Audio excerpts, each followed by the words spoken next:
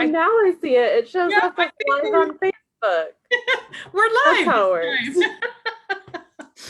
Okay, thank you for joining us, and sorry we're late. This was a little bit delayed because it didn't work the first time. We did the whole interview and didn't realize we weren't live. So thanks for joining us Yep. now. I'm a little bit late. I'm Annette with COVID Recovery Iowa.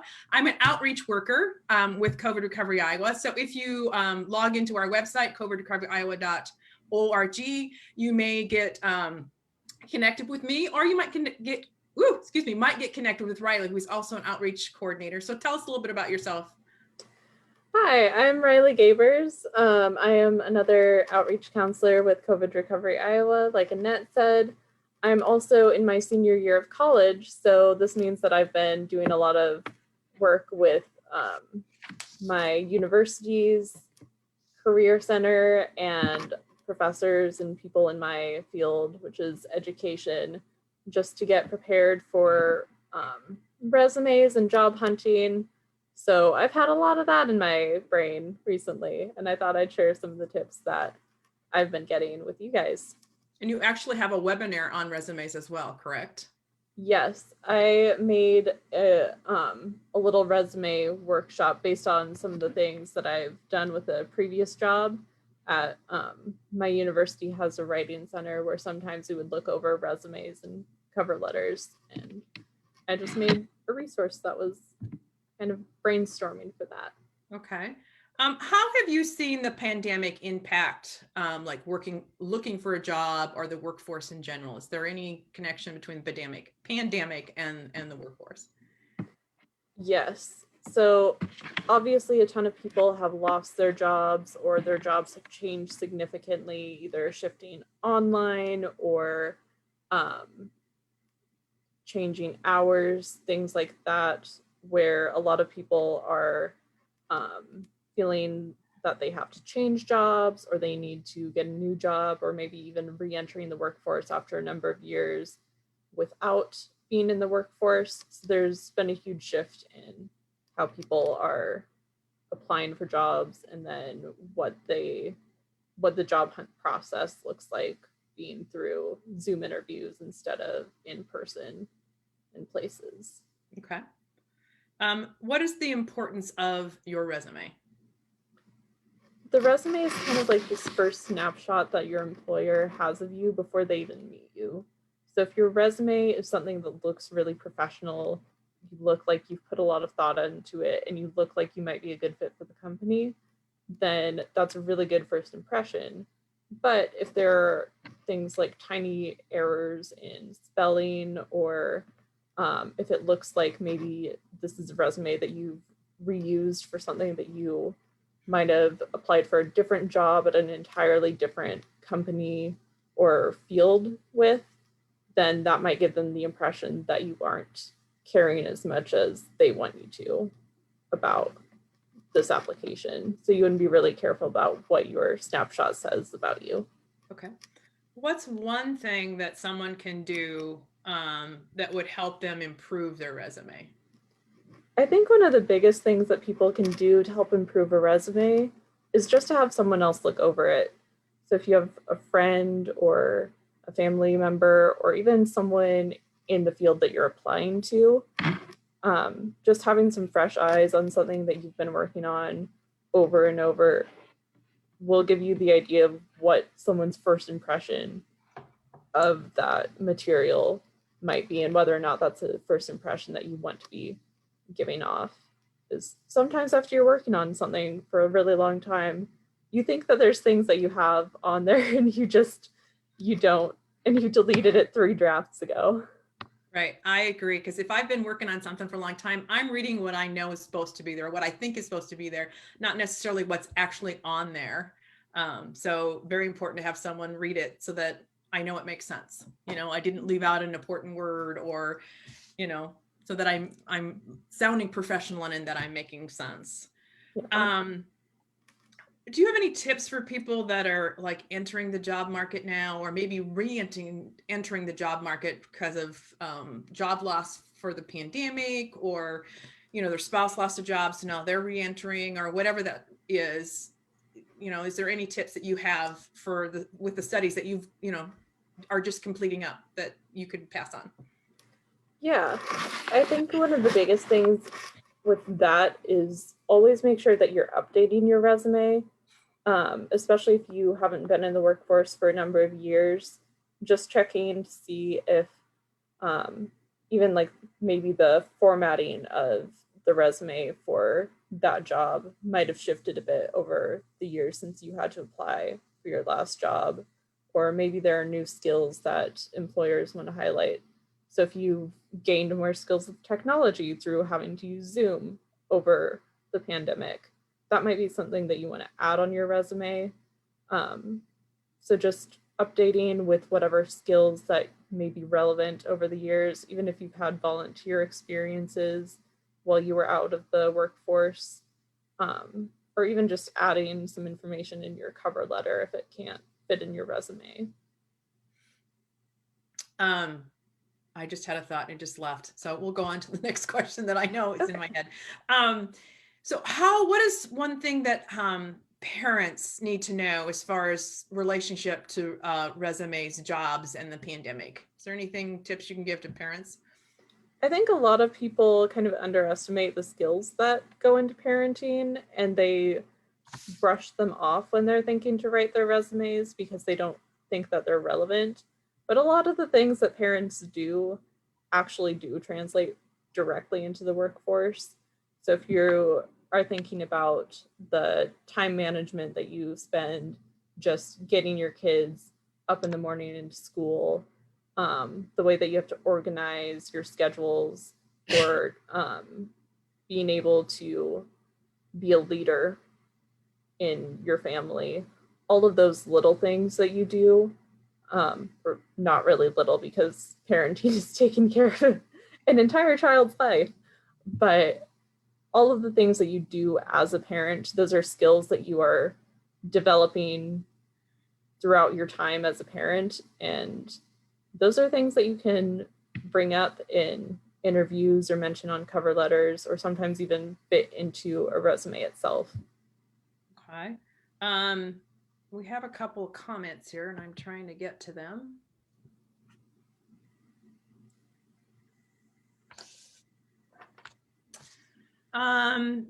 Seems like extra stress of life in the pandemic might lead to simple mistakes on your resumes. Is there any tips you can have for that?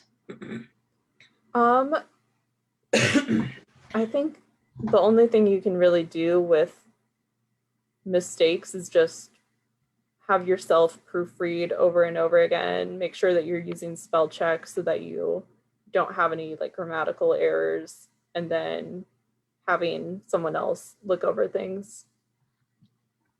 Awesome. Okay, so one person said, I love that you recognize the skills of parents. We need to remember that those are skills that we are learning and that we can use them in the job force as well. Yeah. Like you said, organization, leadership, anything else that you can think of?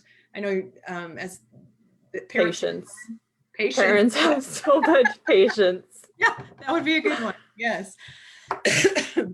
um, Are there any good like reference materials or resources out there that people can connect with to help them improve their resume or even start a resume from scratch? Yeah.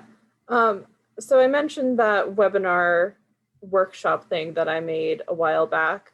I can link that in the comments, and then I'll also link a few websites that I know have some pretty good advice on like formatting and like maybe what particular fields would want in a resume, because you always want to make sure that your resume is tailored not only to who you are as a person and giving a snapshot of what you can bring to the company, but also that you're focusing on what the company actually wants an employer to have. So you're talking about making your resume specific to that job. So how do you do that? How do you tweak your resume so that it's going to fit the job that you're actually applying for? That's a great question. So one of the things that I've had to do is I've been revising my resumes, because I've written resumes before for other jobs um, that I've had at like after school programs or this job here as an outreach counselor. So I try to pick the job experiences that are most relevant to the job I'm applying for, or even when I was right out of high school, it would be things like volunteer experiences, um, and just strengths that I knew I had as a person. So when I was applying for jobs at um, my university's writing center, I would highlight things like my experiences working as a volunteer with debate, where I would help students learn how to write arguments in a convincing way. Whereas now that I'm starting to apply for jobs as a teacher, I would work, I'm focusing more on things like my work with um, counseling, um, not this counseling, but like more of a summer camp counseling type of thing, where I was Yes. working with education and after school programs. Things like that are things that I highlight in my resume because those are going to be more relevant to me getting a job as a teacher. So someone said you may not want to include every detail for every job you've had. A long resume is not necessarily a good resume, which brings me to my next Yes. question. How do you decide whether it should be 1 page or 2 page? How do you decide how long your resume should be? That really depends on what the standards are for your job. So I know with my resume for teaching, it's like 3 pages, I believe. So the first page is all just like contact information, and it has like where I've done my student teaching and practicum experiences. And then the second page goes into specific strengths that I have. And then the third page is all references. So that's kind of the norm for education. What I would do is I would look at example resumes in whatever type of job you're applying for to see how long those seem to be. Because if the norm in your field is going to be to have 1 page, you don't want to be the person who has like 3 pages in your resume where it seems like you're just throwing all of the information about yourself that you can in. Good idea. So I was always taught that it shouldn't be more than 1 page. And so that's not true anymore, so it depends on what job you're applying for. Yeah. Okay, good I tip. think mostly it's 1 page Okay. as a general rule, but some different places might require more. What have you been taught if they don't ask for references? Should you always include references with your resume, even if they don't ask for them? With it kind of, I've had different jobs treated a little bit differently. So sometimes on the application itself, there will be a section for references where you'll add those in separately. But I would always at least have your references available and then check to see whether or not they want them there. You can even call or email the company that you're applying to and ask if they would prefer references or not. And reaching out to a company or an employer directly also kind of gives them the impression that you really care about your application and you want it to go well. So if you have questions about stuff, ask them. Good. That's a good tip. Very good tip. How do you decide what to put on the resume versus maybe what you should put in a cover letter or wait till you get an interview to actually discuss? So I think the resume kind of is more just a list of specific experiences you have or specific skills or strengths and qualities that you have as a person. The cover letter is more to humanize you and tell your story a bit. So anything that you can condense really easily into a quick snapshot, that's more of a resume information. Anything that's more telling your story, like if you're talking about your time parenting during the pandemic, where you're saying like, I am a parent with this many kids and I've learned these skills while balancing a job and taken care of my kids during this time. That's more of a story. So I would put that in either a cover letter or just during an interview when they're asking to tell about yourself.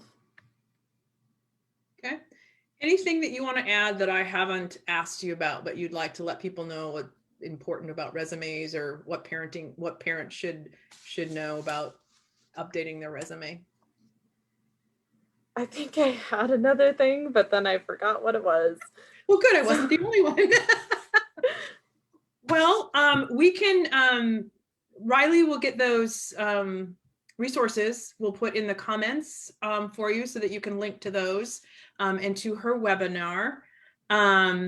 You can reach out to COVID Recovery Iowa at covidrecoveryiowa.org, and you can fill out a form there if you want to connect to a counselor, and Riley and I might be one of them that you might get connected to. Or you can call 844-775-9276 to also get in contact with COVID Recovery Iowa. Anything else you want to add, Riley? No, good luck with your resumes. Yeah, good luck, everybody, and reach out if you need any help. Thanks, Riley.